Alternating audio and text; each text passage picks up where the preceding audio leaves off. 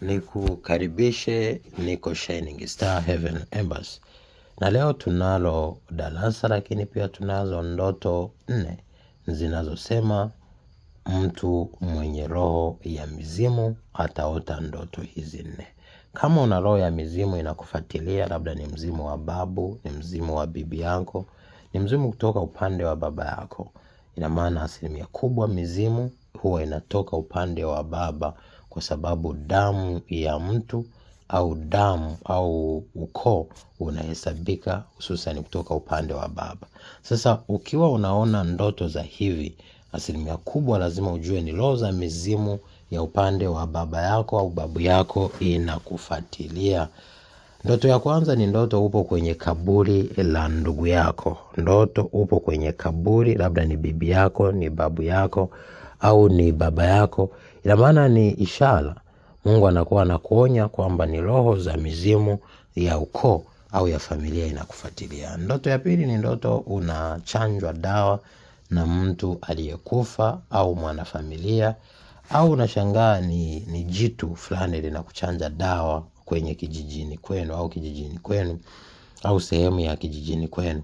Basi jua ni moja kwa moja kuna kitu kinaendelea kisicho cha kawaida. Muda mwingine anaweza kukufuata kama sio kijijini, sehemu unakokaa, kwenye mazingira au ni mengine ambayo hata hujayajua au umeyajua. 3 ni ndoto unalishwa vyakula na ndugu zako wa kijijini, lakini pia unakuta muda mwingine wengine waliokufa.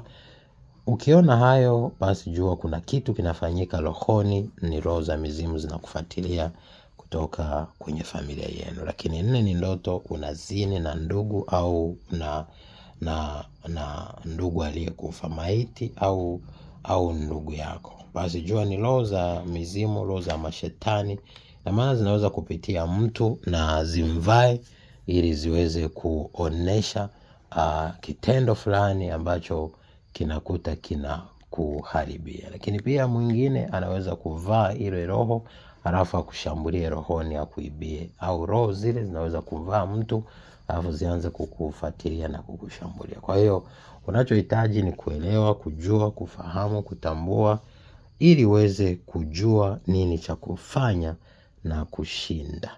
Bahati nzuri zipo darasa nyingi nimefundisha humo rohoni au mimi mtandaoni, ambazo zinaweza kukusaidia kuepuka na ndoto mbaya, kuepuka na vita inapotokea, kuepuka na majaribu yanapotokea, changamoto zinazotokea kwenye maisha yako, na mafundisho mengi ambayo yatakusaidia na kujenga kiroho na kuimarisha kupita kawaida. Nawapenda. God bless you. Be shining star in Jesus name. Shalom.